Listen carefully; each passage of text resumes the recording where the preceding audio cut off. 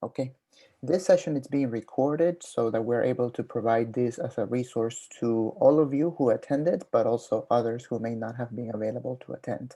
Once again, my name is Pablo Avila, and this 1 hour training will provide you with the basics on Zoom. I have two of my colleagues, Oscar Cortez from the center. He will be monitoring the chat and making sure that we are answering all the questions that we get from our audience as I go through this through our presentation this afternoon, and also our colleague Bizard from IT, who will be stepping in case there's a technical question to answer. As I mentioned, if you take a look at the chat feature, there is a resource document that's available. That is what you're seeing on your screen. And in putting together all of these sessions, we realized that there were plenty of resources that we wanted to share. So we put them all together in one document, which is publicly available. You can reference to it at a later point, and if you want, you can even share that with other colleagues. For the purposes of the first part of the presentation, the attendees will be muted so that I can go over all of this. We encourage you, though, to use the chat feature to post questions or comments. And again, my colleague Oscar will be monitoring that so that we can make sure we answer all of your questions. We have 1 hour ahead of us.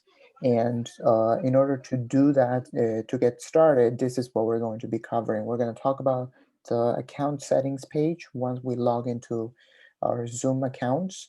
There will be a time when you will be able to do that along with me. We're going to take a look at the basics of scheduling meetings and also including the sharing links with students. That has been a recurring question that faculty have had. And then we're also going to look at the in-meeting features, including video and audio settings, nonverbal feedback, and a couple of other features that I will demonstrate. And then finally, a common question that we have received is how do I share recorded sessions with students? So these 4 points will be covered in this session. This is level 1 training. We wanted to put this in a level 1 training. If you're interested in signing up for a level 2, this is what it's going to cover. There's the Zoom personal meeting ID that all users can set up. If you're interested in learning how to use Zoom for office hours, level 2 will also cover that. Breakout groups is also a recurrent feature that faculty are interested in using. The overview of the poll feature, there's a polling feature in Zoom, and a couple of other tips and recommendations. All of that will be covered in a level Zoom workshop. If you see the link at the bottom, it's the same Google document that I shared on the chat. We can share that again at the end of the session so that you can sign up. Again, level 2 is what comes next. Faculty are encouraged to sign up to level 1, which is this, and level 2 or either one. It all depends on what you're looking for. Okay, so I wanted to let you know about that. So what we're going to be doing today, once again, this is a 1 hour session. We may take a little longer depending on how the session goes. And this will be a demo session of the specific features that I mentioned a moment ago. Again, you're encouraged to follow along as much as you can. And during the time of during our presentation, there will be references to perhaps multiple resources. All of those are in the Google document that I shared. Okay. And then also a recording of the session will be available later today or by tomorrow so that you can rewatch and revisit specific segments of the session. You can follow along or you can pay attention as I go through everything. This recording will be available later for you to review. Okay.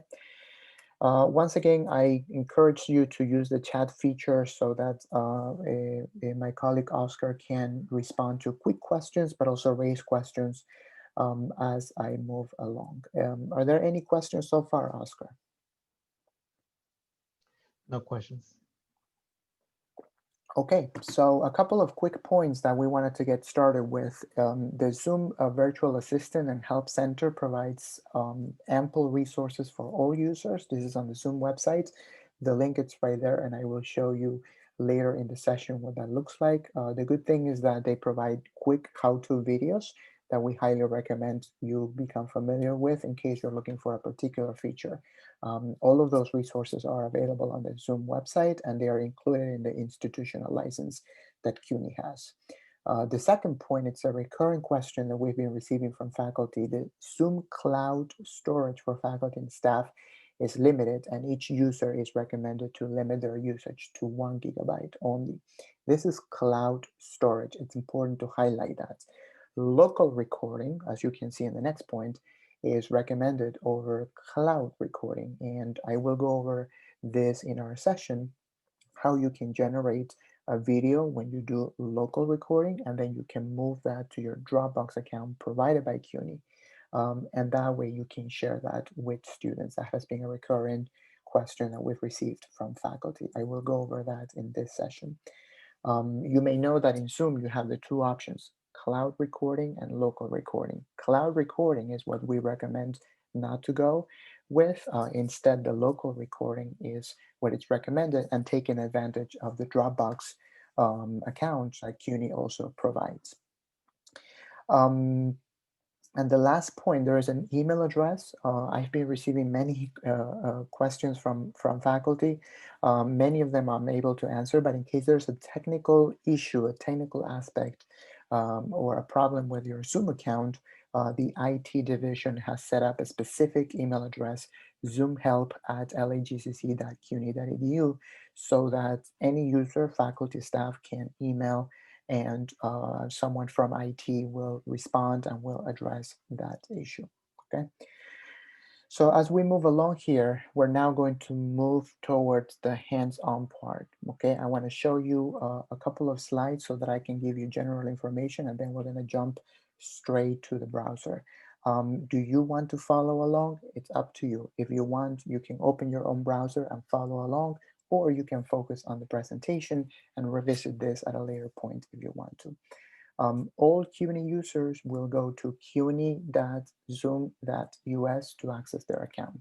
The picture that you see on the right is what the website's going to look like. We're going to take a look at it in just a moment. This is going to be accessing your account via the web. You have the option to download the client. The client is a software that you download into your computer. If you have the ability to do that in your device, we highly recommend that you do, because if you do and you log in, every time that you open the client, you don't necessarily have to log in every single time. So it's convenient. If you're able to download that on your device, that's that's recommended. The same for your mobile device. If you have a smartphone that allows you to download apps, you can do that, whether it's an iPhone or an Android or any other kind of phone, as long as you have the ability to download apps. The way that you log into your CUNY Zoom account, and this is also a recurring issue that faculty have encountered, that users in general have encountered, is they try to log in with their Outlook credentials. The CUNY credentials that you need to use are in the third bullet point. First name and last name, first name dot the last name followed by 2 digits. And that is normally the last 2 digits of your CUNY EMPL ID. And then you use your CUNY First password, okay? So that is important to remember, and we're gonna get to that in just a moment. Once again, there's tutorials on the Zoom website and the email in case you run into any issues. Before we dive into the website, I want to show you the first thing that we're going to do together, the first item that I'm going to cover. That will be going over your account settings. It's important to look at the account settings page so that you can make sure that you visit the specific features.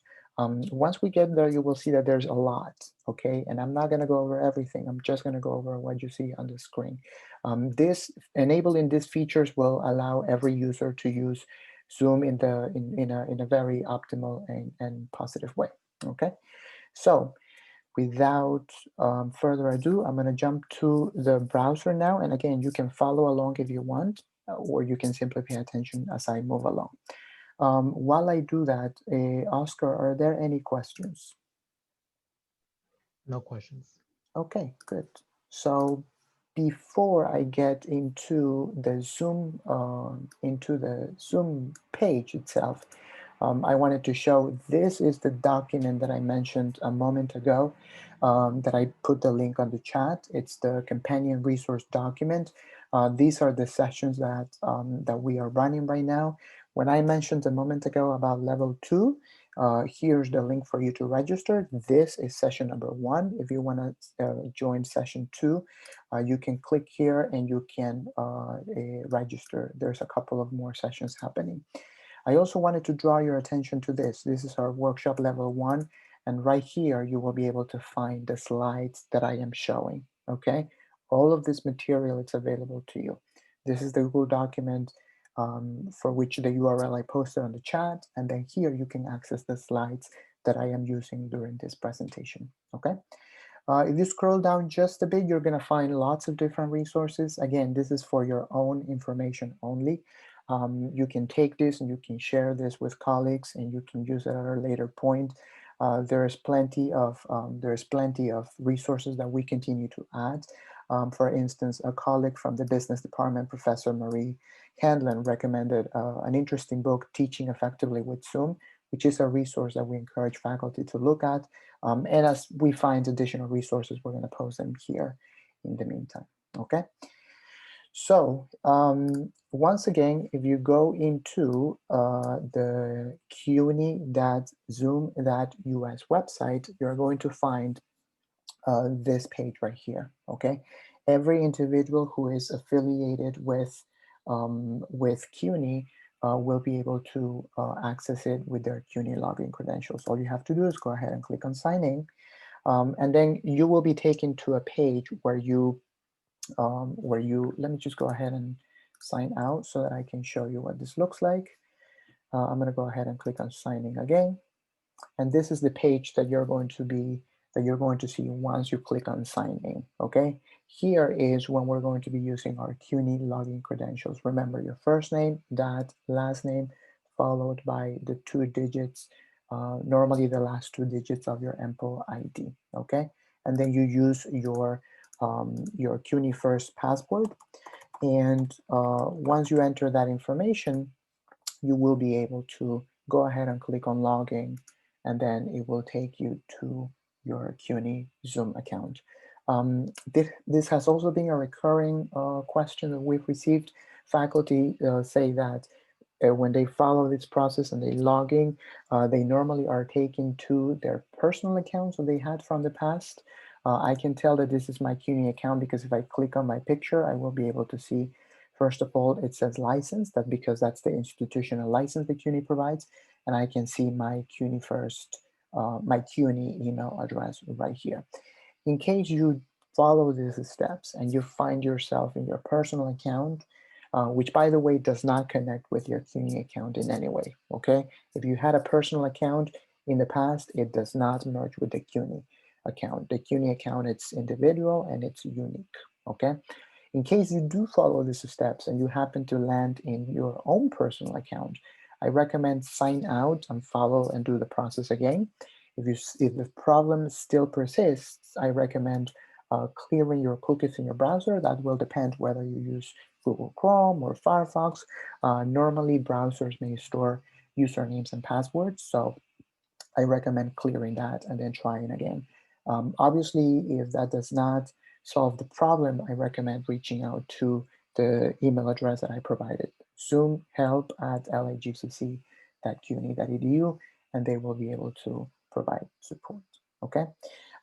So right here, the first thing that we're going to be doing is once you're logging into the browser, okay, you're gonna see your profile on the left, okay? Sometimes users may not see all of this information because their browsers may be resized in some way, like in this case, like this. In case that is the case, you can simply click on this arrow and then navigate to different sections. In my case, I'm just gonna expand this. The first area that we're gonna take a look at will be settings, okay? And that is what I mentioned a moment ago in the slides.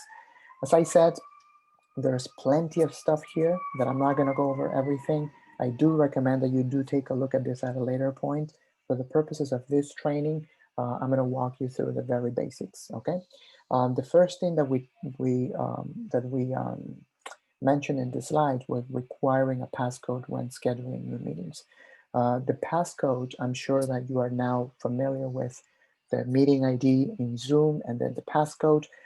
That obviously adds a layer of security, and you can be certain that there's that extra layer of security when you schedule a meeting, whether it's for a meeting or whether it's a session for your class. So we do recommend that you turn that on. In this page, the purpose is to revisit key settings and then make sure that whether they're off or on, okay?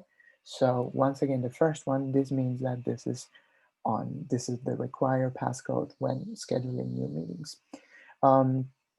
The next item that we want to look at, if you scroll down just a bit, as you can see my screen, is this one. Embed passcode in invite links for one-click join. What does this mean? Well, what this does is meeting passcode will be encrypted and included in the invite link. We're going to take a look at that in a moment to allow participants to join with just one click without having to enter the passcode. Probably you have experienced this, that when you are giving a link to access a meeting or a class, you click on the link, and then the moment that you click on it, suddenly you're prompted to enter a password. You have to contact the person. What is the password? Or perhaps your students are contacting you. What is the password, professor? I need to enter the class. So if you enable this option, what it will do is every time that you enable a password and you schedule a meeting, the URL will automatically encrypt that password so that when the user is clicking on it, he or she will be able to go directly into the meeting. Okay. Once again, we recommend that you turn this on. In my case, it's already on, so you can take a look at that. Question, Pablo. Yes, go ahead. The difference in creating a webinar. How to create a webinar? Yes. Yes, so the CUNY institutional license does not provide the ability to schedule a webinar. As you can see, if I click on webinars, it will simply give me information about what what a webinar is, but as far as I understand, the CUNY institutional license does not provide the ability for users to create webinars. Although I remember Bizarre is in the call, so I wonder if he can jump in and clarify and confirm that. Bizarre, if you are there, do you mind confirming whether this is the case or not?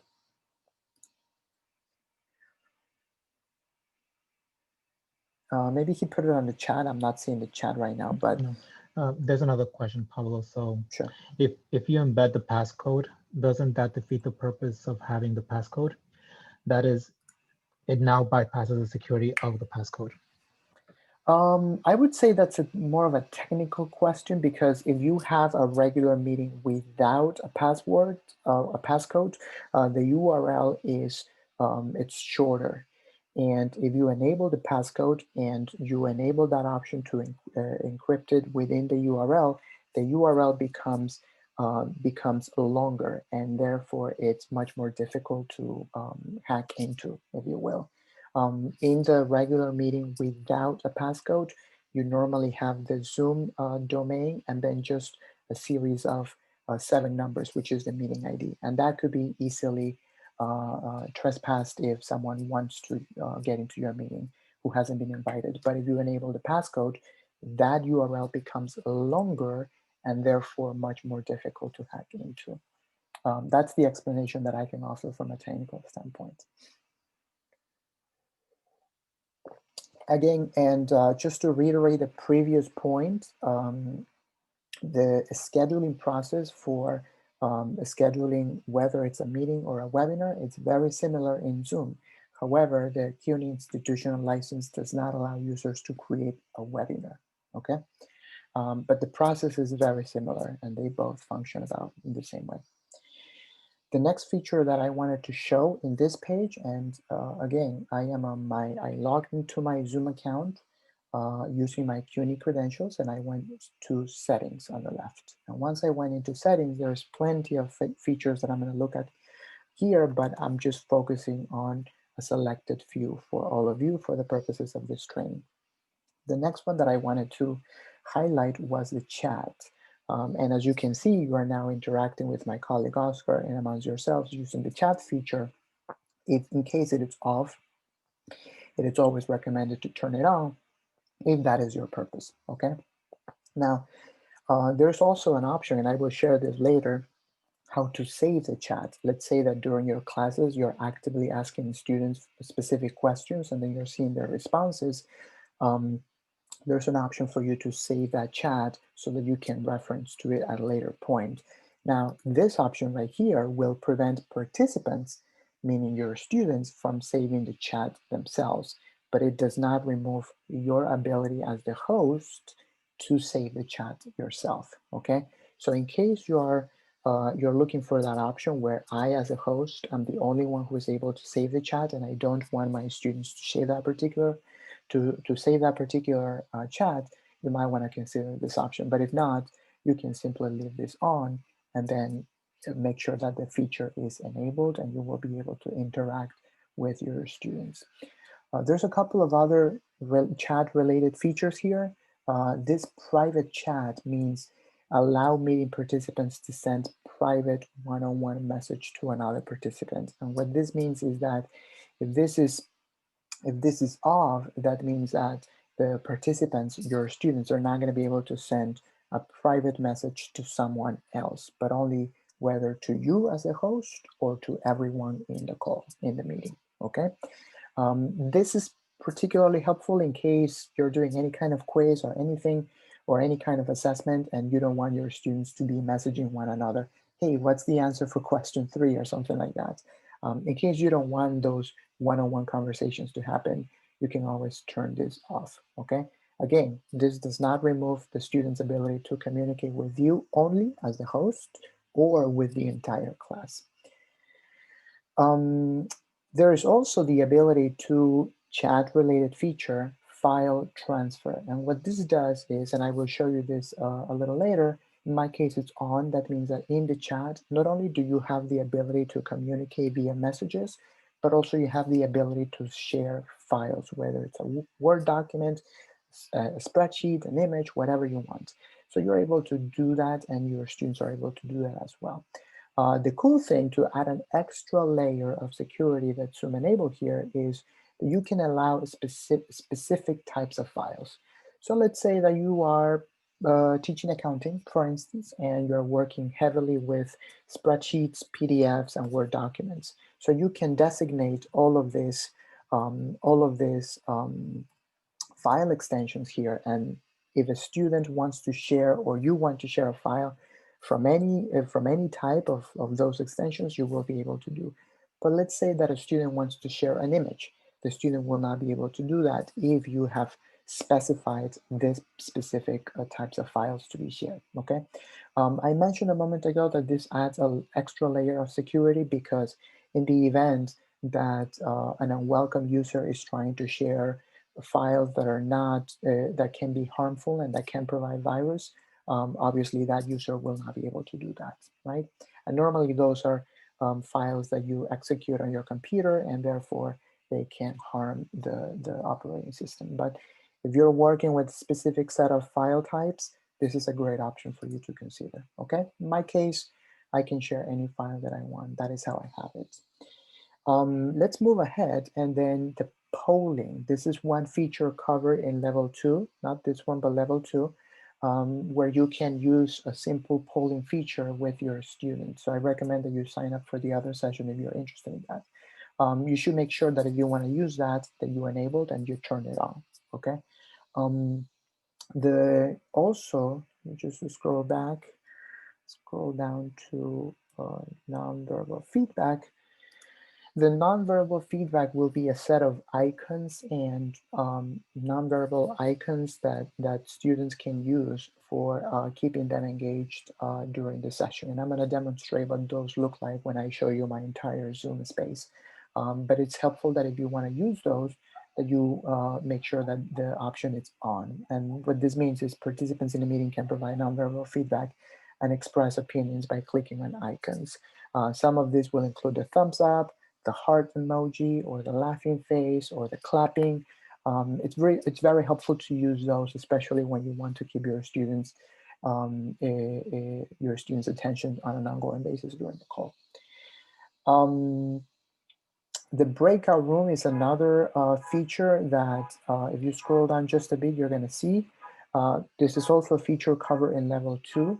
If you are interested in that, I recommend that you, one, make sure that it's on, and then two, that you register if you want to learn more about it. So you simply enable it, and then you will be able to see it at the top navigation bar in your Zoom call, right there enabled. If you scroll down under breakout room, and again, all of this is under settings, and this session is being recorded in case you want to revisit this later in the day or later in the week. In the settings below breakout rooms, you will also find the closed captioning. Okay, this is a feature that a lot of faculty have asked about. Right now, CUNY, as we understand from public information, CUNY is working on an upgrade to Zoom so that they are able to provide live captioning, especially for students who need it the most. So once the center learns more information about it, we will be certain to communicate that to the college community, okay? Now, you can still enable this option. As you will see later, if you enable it right now, it will simply give you the option to assign a captioner, someone who will basically type what the other person is saying, or use a third-party app, which I believe it's not functionable for the CUNY license. But again, once the CTL and the college learns about CUNY's plans in terms of integrating a live captioning feature, we will be certain to communicate that. And then finally, virtual backgrounds. As you can see, if you are able to see my video right now, I'm using one of LaGuardia's virtual backgrounds. In the Google document that I shared, there's a link where the college provided a set of very nice pictures that you can use if you are turning your camera on when teaching. And you can recommend your students to use that as well if they are choosing to turn their cameras on. It's a very helpful feature that if you use it in a sort of like an icebreaker type of activity, it can also work very well, okay? So again, the ability to use virtual backgrounds, you would have to turn that on, everything on your settings page, okay? Like I said, there's plenty of options here. I'm not going over all of them, but the ones that I have gone over are what we consider the basics for faculty to be able to run their sessions effectively on Zoom. All of this is on the website. Once you log in, and then you go to settings on the left, and you're going to see all of the features that I have explained so far. Oscar, any questions so far? No. Okay, good. So we're going to move on to scheduling a meeting. And to schedule a meeting, we're also going to do it right here on the page where we are. Instead of going into settings now, we're going to go into meetings. Once again, you're free to follow along, or you can simply pay attention to how this is done and then revisit this at a later point, okay? When you go into meetings, as you can see, you will see the meetings that you have scheduled. In my case, you see this red dot because this is this meeting that is currently happening. All I'm going to do is right here, click on schedule a meeting. And this is quite self-explanatory for the most part. For the purposes of this activity, I'm just going to schedule this meeting for an FYS 101, okay? The description, as it says right here, it's optional. You don't necessarily have to put it. If you want to put it, it's fine, but if not, everything that we're going to focus on will be the link, which I will generate in a moment and I will share with my students, okay? So right here where it says when, I'm going to make this meeting to happen on Saturdays because that's when my class meets. Now, if you take a look in here, you will see that the intervals are on 30-minute increments, okay? But my class actually meets at 1:15. So I'm just going to type in manually 1:15, oops, 1:15, and then I'm simply going to click on it, and then that will allow me to enter the exact meeting time that I want, okay? Now, something that it's important to note is that let's say that your meeting let's say that your meeting starts at 1:15, and you simply set this for 1 o'clock. There's no difference as long as you start the meeting as a host as the time that you want. The meeting will still be up. The meeting will still work. The link will work. Only because you start at 1:15 and the meeting was set for 1 o'clock, it doesn't mean that the meeting will disappear or it will not work. It will still work. Okay. Similarly, in the duration, you can put 1 or 2 more hours if you want, or 2 hours and 15 minutes. Now, in the event that, let's say that you put 1 hour and 15 minutes and you end up taking longer than that, this will not stop. Okay. As long as you as a host remain in the meeting with the meeting open, you will be able to move forward as planned. Okay.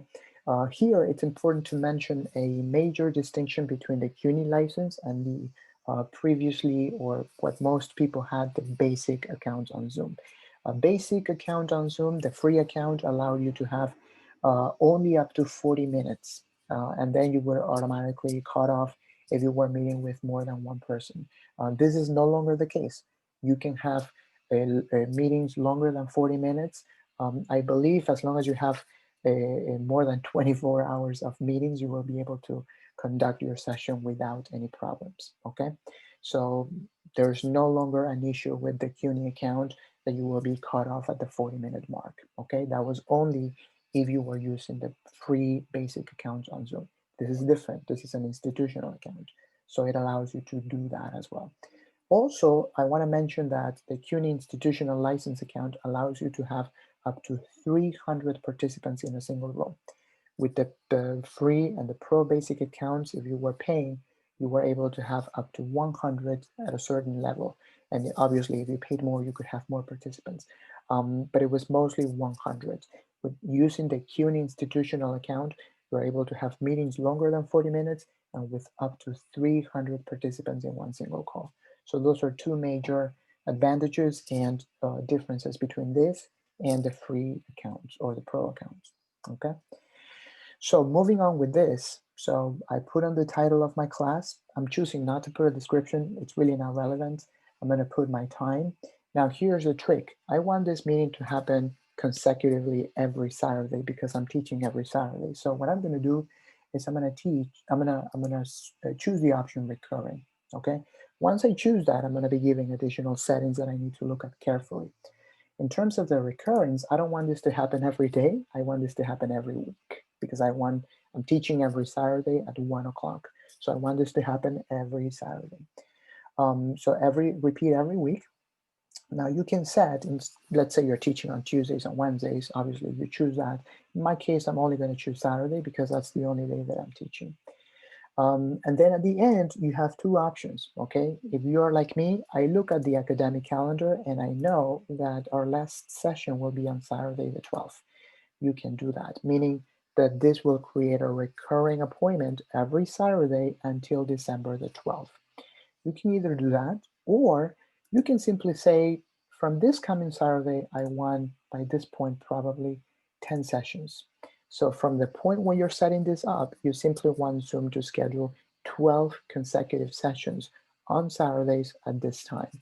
Okay, so you can do either or. Okay, I choose to always go by this. I look at the academic calendar and I know we're going to be meeting on the 12th, so I choose that.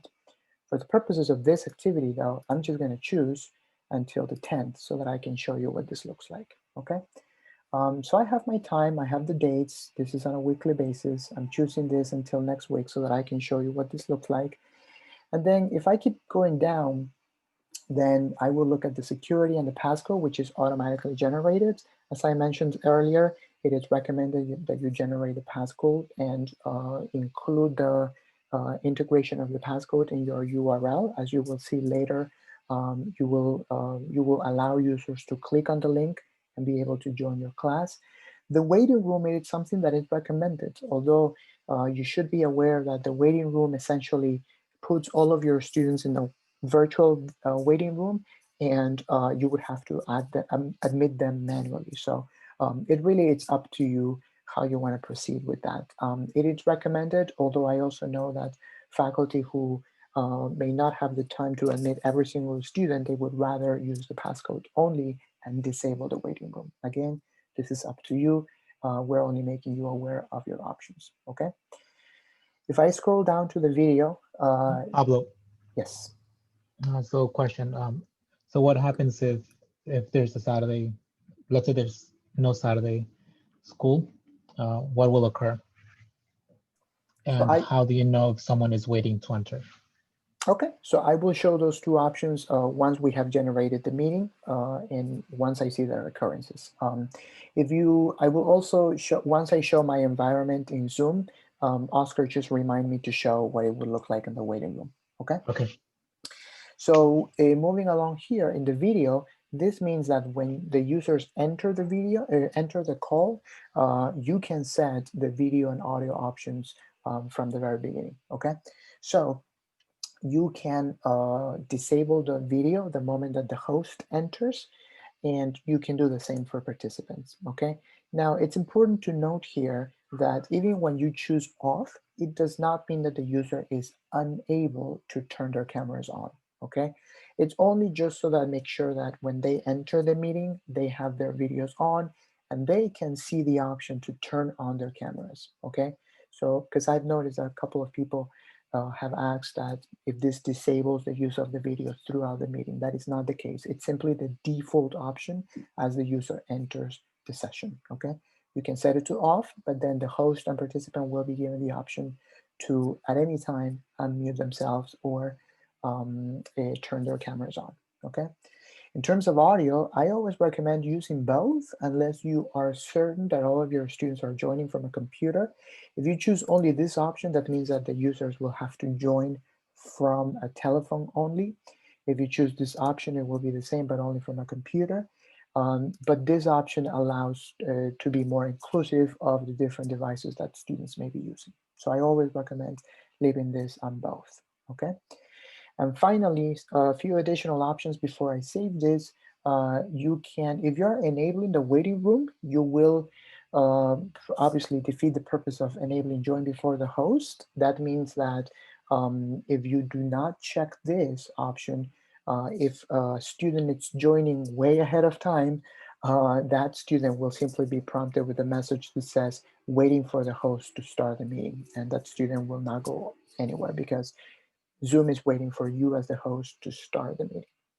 If you enable this option, you can get to your session on Saturday or whenever you schedule it, and maybe you will find more students already there because you have enabled this. So it's really up to you how you want to do that, okay? The mute participants upon entry, I always recommend to enable this, to check this off, especially because in some cases the students may not be completely familiar with the Zoom environment, and they may not be able to familiarize themselves and how to unmute themselves, and they may be in the noisy background. So I always recommend using this. And then a couple of other options that are not necessarily fundamental to creating a meeting. The only authenticated users can join. This means that you are forcing the student to log into their CUNY account if they want to access. So I don't recommend doing this because personally, if students are not familiar with how to access their accounts, they will have a hard time joining. But it's obviously up to you. So I'm going to go ahead and save this. And once I save this, now I want to go back to my meeting and it will show me the details of what I have. And I will answer the question that Oscar raised a moment ago. If I go right here, this happens to be a meeting that I schedule on a recurrent basis. So I'm going to click here and I'm going to see show all occurrences. So I'm just going to go ahead and click on it. And then these are all of the sessions that are going to happen for this particular FYS 101 class. What happens if for some reason we're not meeting on the 10th? You can simply go ahead and delete that instance and it will simply not leave it on the calendar, okay? So from here, you have the flexibility of seeing all of the occurrences. You have the ability to add another session if you want, and then you have the ability to delete one session if for any reason you're not meeting due to a holiday or due to a change in the schedule, okay?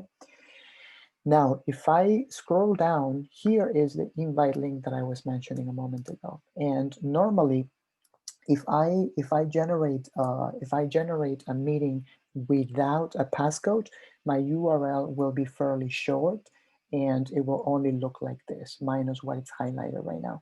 But because I enabled this meeting with a passcode and enabling with a one-click join from the URL, this URL it's much more longer and therefore I would say much more difficult to hack into because it has a password embedded.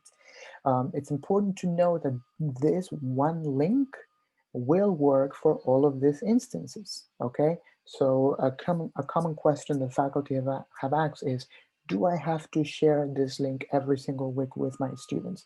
The answer is you don't have to share that every single week. You can simply share this single link that will serve for all of these occurrences that you have created, okay? Now, how do I do that? I'm gonna demonstrate this using a Blackboard sample course. If you're using Blackboard or any other system, it will be the same as long as you're sharing this link. If you're not using any system, you can even share this via email with your students. You can tell them, save this link. We're going to be meeting with our class on this date and this time every week, and you're going to click on this link. It's important to remind everyone that it's not recommended never to post these kinds of links on a public space, such as Facebook or Instagram, or make sure that you're always sharing this with your intended audience only and within a closed space. Okay, so whether it's email or whether it's Blackboard, it's up to you. So I'm just going to go ahead and click on this link. Okay, and I'm going to share a sample course that I have right here. And this is just a sample course that I have from Blackboard. And how do I do that? Well, I can simply go and I can go into the plus button right here and then create what they call a web link, okay? If I click on a web link, I wanna label this in a way that it's clear to my students. So I'm just gonna put weekly sessions. And I'm just going to put under the URL the link that I just copied, meaning this one link that will serve for all of these occurrences that I have set up, okay?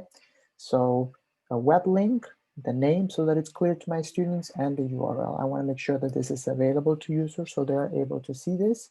And I'm simply going to go ahead and click on submit, and now my link is created. I want to move this up so that they're able to see it. So what I'm going to tell my students now is I'm going to tell them, look at our Blackboard course, the tab weekly sessions. Every time they click on it, they will be directed to open Zoom to join each one of these meeting occurrences. Some people have asked if Blackboard will have a tool for a tool link for Zoom, as it does. If I click on tool link right here, you can choose from all of these options that already are integrated with Blackboard. You will notice that Zoom is not part of this. It will have one in the future as CUNY is integrating Zoom into the rest of the technology suite tools that they offer. But for now, it's not yet available. But the workaround is simply going into here and creating a web link, and then you simply put on the name of the link, the URL that you copy, make sure that it's available to users, and then this will create a hyperlink that it will be available all the time to your students for them to click on every week at the assigned class time. Okay. Any questions so far, Oscar? No questions. Okay, so um, let me share very quickly here. Uh, I want to go back to this. What we did is we created a meeting. We created a meeting with a passcode, and we created a recurring meeting, and we also looked at how to post these links on our Blackboard course. Again, you can use this via an email if that is your preferred method of communication. I'm going to jump in a moment to share my entire Zoom environment, but I wanted to show you some quick controls once we get in there. This is the settings that I was mentioning a moment ago. You can unmute yourself at any time and enable or disable your camera. If I disable my camera right now, you're simply going to see my name and my picture. If I do not have a picture, you probably will see my name only. And then if I enable my camera, obviously, you will be able to see me. I can turn that on and off at any time I want. The same with my, you couldn't hear me a moment ago because I was muted. So it's always important to familiarize ourselves with those settings and also help our students familiarize themselves as well with it. The security button, we're going to take a look at that, available to hosts only. I'm going to show you what that looks like. That's going to give you extra layer of security during your call, in case you want to lock the meeting, in case you want to put someone in the waiting room, in case you want to, hopefully not, but if you want to remove someone, we're going to take a look at all of that in just a moment. And then the breakout rooms, if you enable that in the settings, as I mentioned earlier in the session, you will be able to see the button here. I want to show you a couple of more examples. Here is, and then we're going to jump to the Zoom environment. If you toggle to the manage participants as the host, okay, probably are not going to see that, but this is the participants tab as the host. You will be able to see a number of different options available to you as a host. One of the most important ones is probably the rename. You as a host have the ability to rename any student. And I think this happens quite often. Sometimes the students are joining your class from someone else's device or from their phones, and all you see, it says iPhone or iPad or tablet or something. So if you're not sure who, and especially if the student is not sharing their video, if you know and you identify that student, you can hit the rename button and you can rename that student just so that you make sure who is in your call. And then let me just now jump back um, to my Zoom call, and I'm going to share this. Okay, Oscar, I think you're seeing my entire Zoom environment, correct? Correct. Okay, so I'm only showing you this for the purposes of our training so that I can show you what the Zoom environment looks like for the host. The first thing that I want to show you is the security button right here. Again, this will be available for hosts only. So if you're looking for this in your tab right now, you're not going to find it. But once you schedule your own meeting and you're having your session with students, you will be able to see this.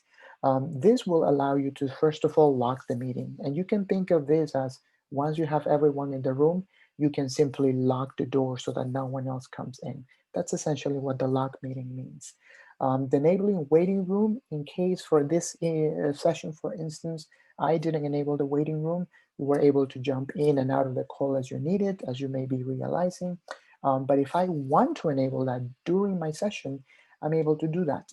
And what that's going to make, what that's going to do, it's essentially it's going to place people who are entering the call into a waiting room saying, waiting for the host to let you in. And then I would have to manually admit that person. By default, Zoom allows only the hosts to have the ability to share the screen, as I am sharing my screen right now, but you can enable the participants to do that as well if you want to. This is particularly helpful if you want participants and your students to share, whether it's a document or their e-portfolios or any kind of a presentation. If you want students to be able to share with one another their screens, this is the option that you may be looking for. Again, I can always turn and turn off the chat. This is also the ability to rename participants. If I click on this, um, I will be able to rename a participant. If I go into their video thumbnail, I'm just gonna demonstrate this with my colleague Oscar. I can go into the three dots, hit rename, and then in case Oscar has someone else's name, I can just go ahead, identify him, and then put the name myself. If I go back to the security, I will be able to see that in here. In this case, the allow participants to rename themselves, it means that participants themselves can do that. So if you want them to be proactive, and if they know that they're joining from someone else's device, they are able to do that themselves. But that doesn't remove your right as the host to do that at any time. And then obviously there is the option that I mentioned, the remove the participant. If you see suspicious behavior or someone who is not invited into the Zoom suddenly came to the session, you can click on that option and then you can choose the participant and you have the right to invite them to leave, as I nicely say. So that is always helpful to have. And I think Zoom does a pretty good job in offering hosts those options so that you're able to do that if that is the case.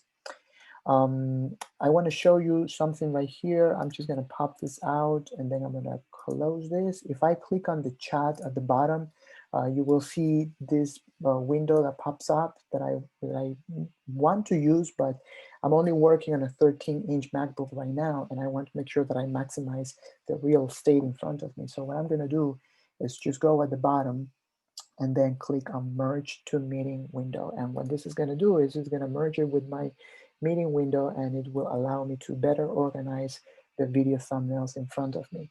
A couple of things that I want to show in addition to this is the file ability, the file share file ability that I mentioned. If I go right here and I click on it, I will be able to share a file with my students.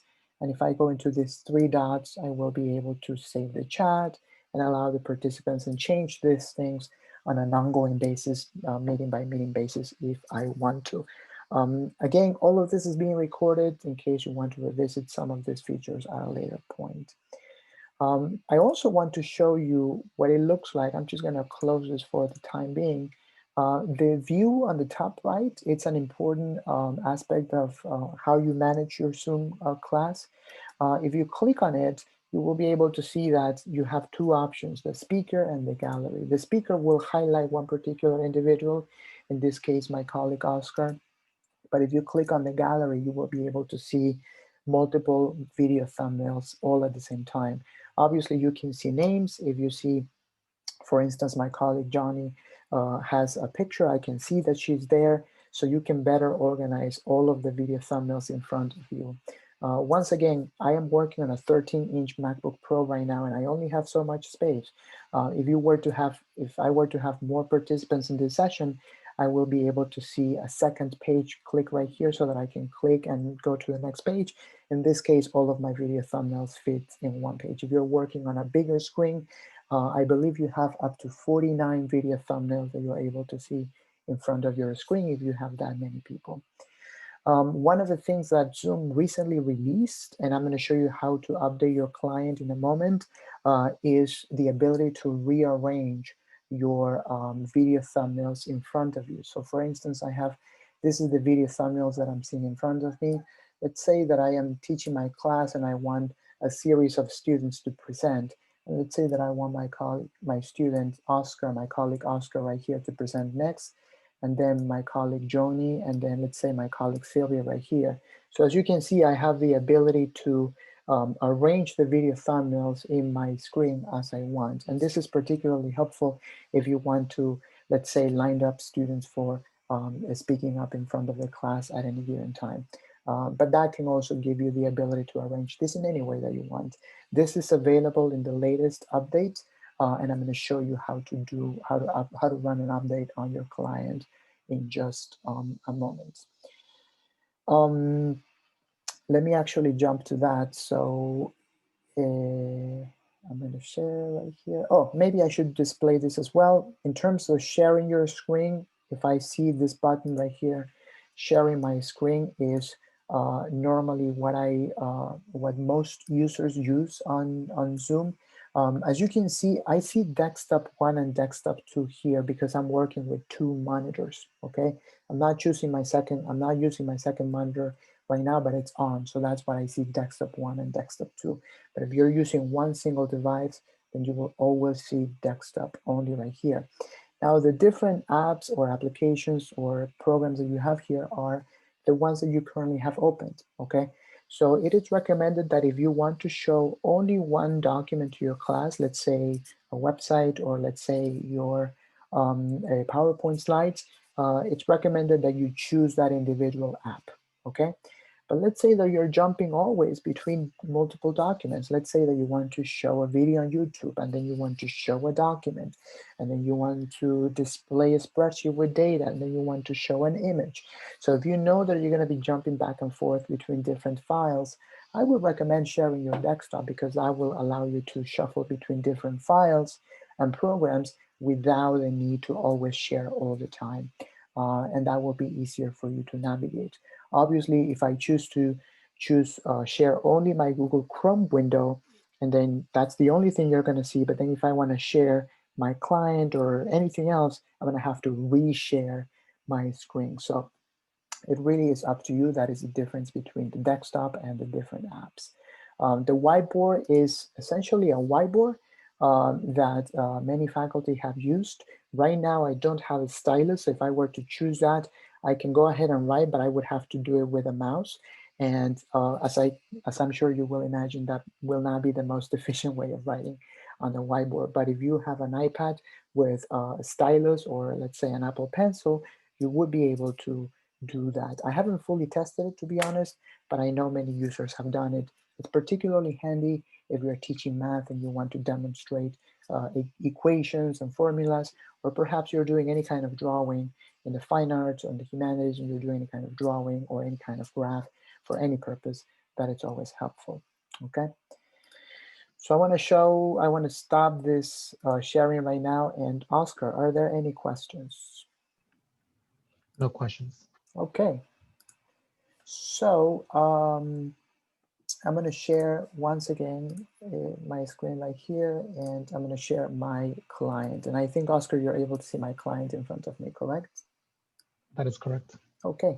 So the client, as I mentioned at the beginning of our presentation, it's optional, but it's highly recommended if you're able to download this on your device.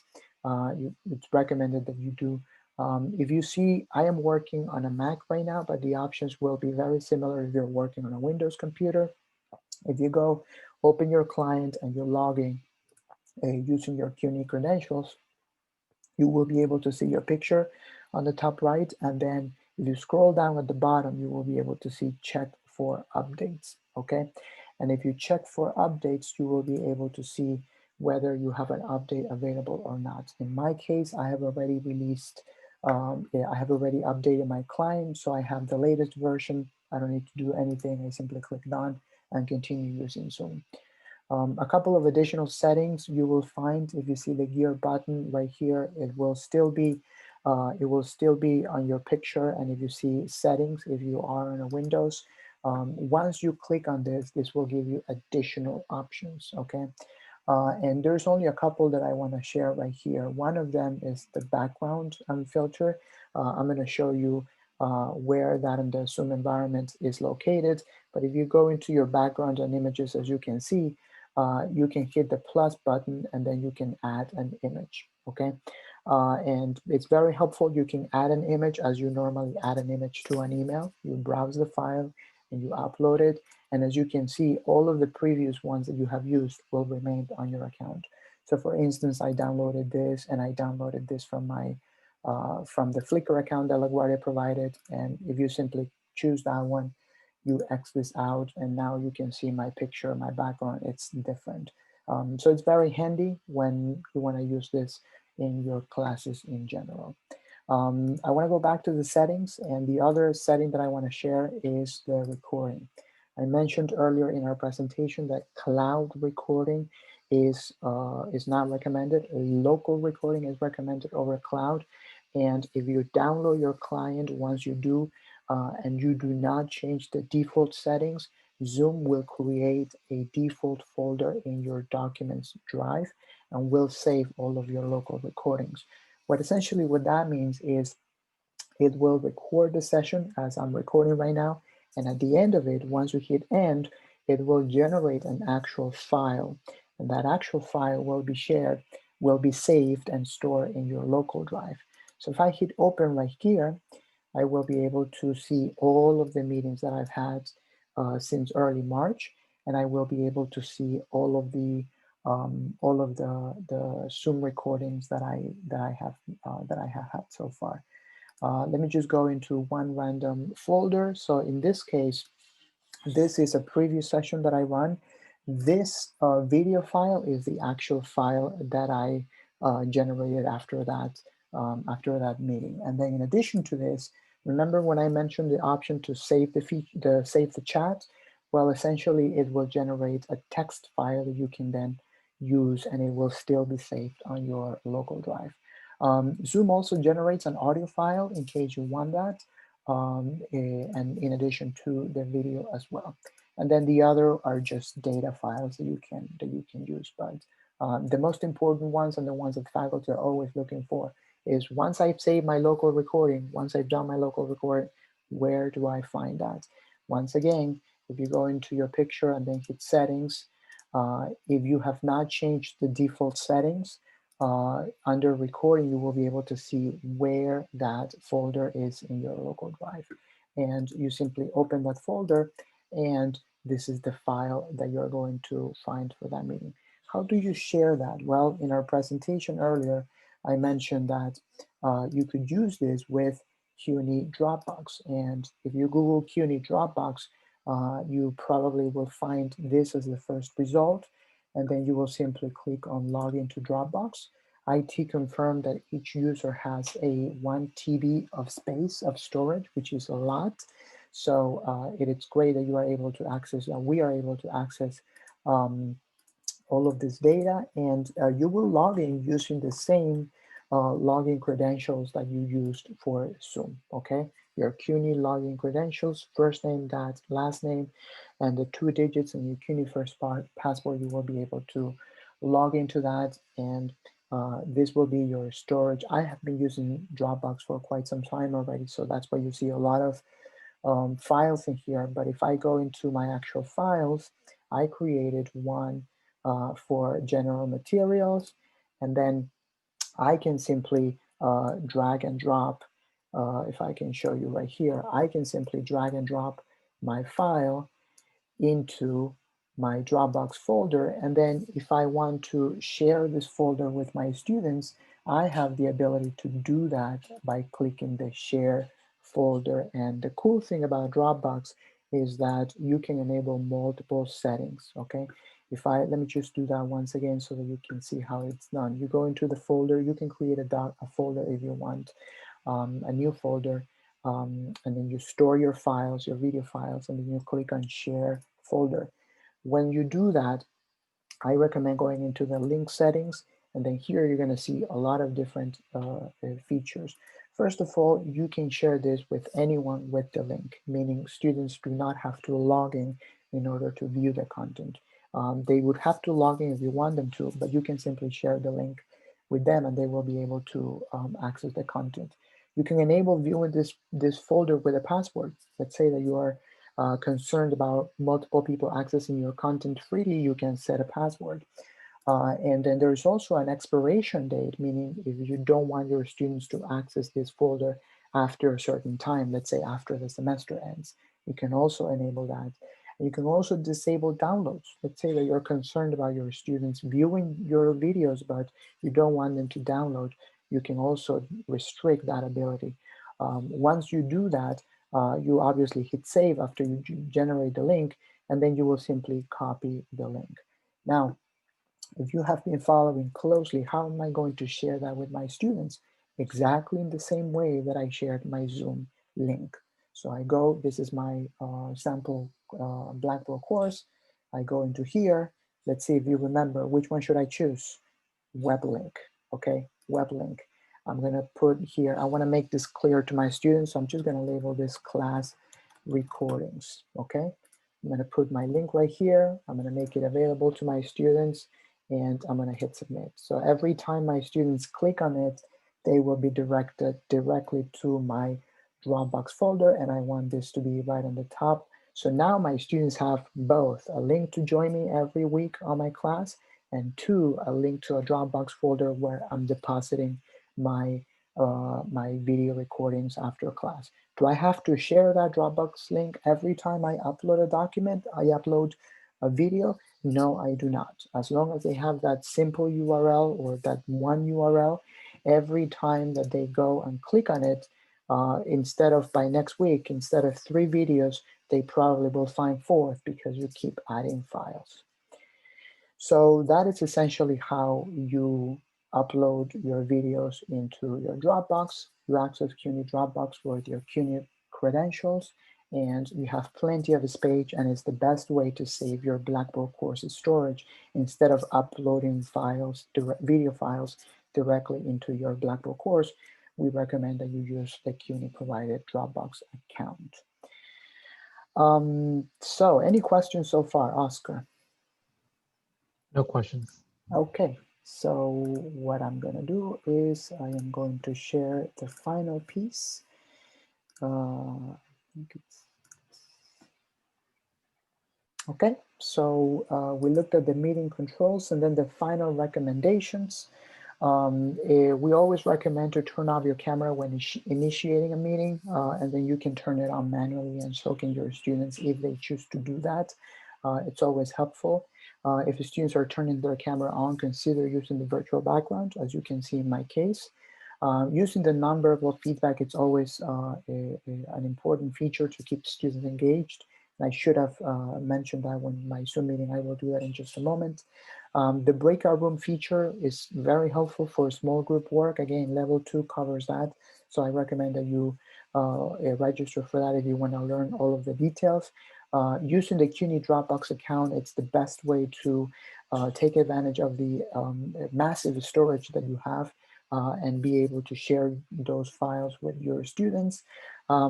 Consider asking your students to use a physical notebook. I personally do this. I'm sure many of you do.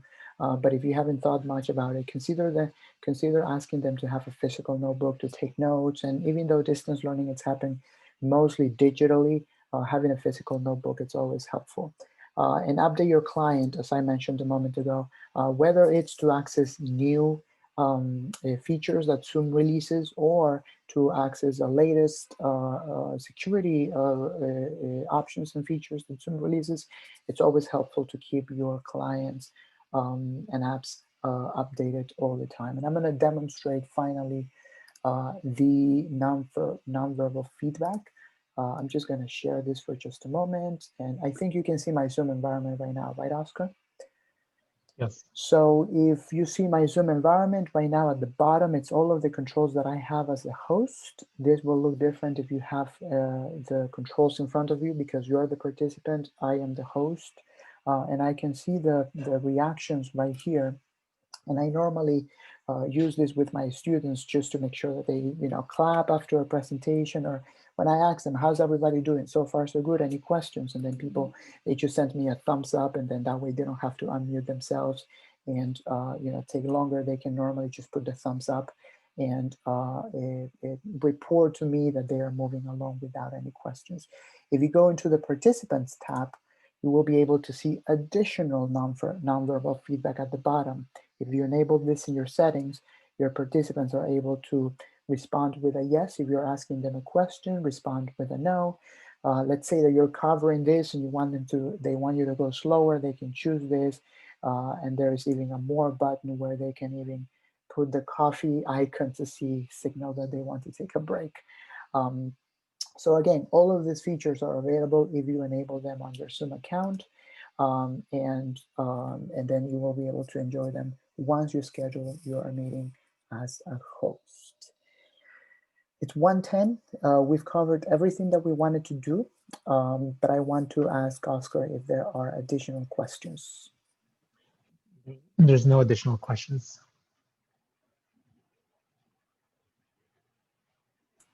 Okay, so once again, thank you very much for attending this session. This is being recorded and will be shared. If you register, you will receive an email, hopefully tonight or by tomorrow morning from me with the recording. We're going to upload this. Thanks for the claps. Yeah, you're going to receive an email with the link to our YouTube channel from the CTL. We're going to upload this and make it available to you in case you want to revisit specific segments of the session. You will be able to do that.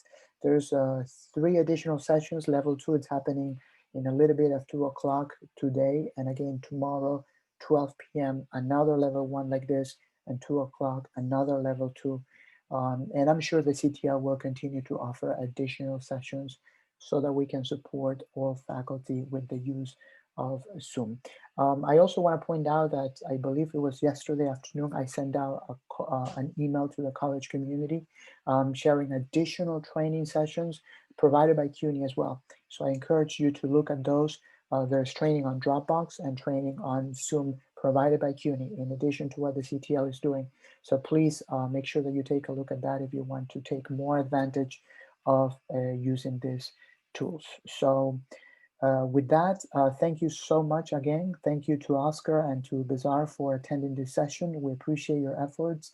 And thank you to the rest of you for attending and taking the time to attend this.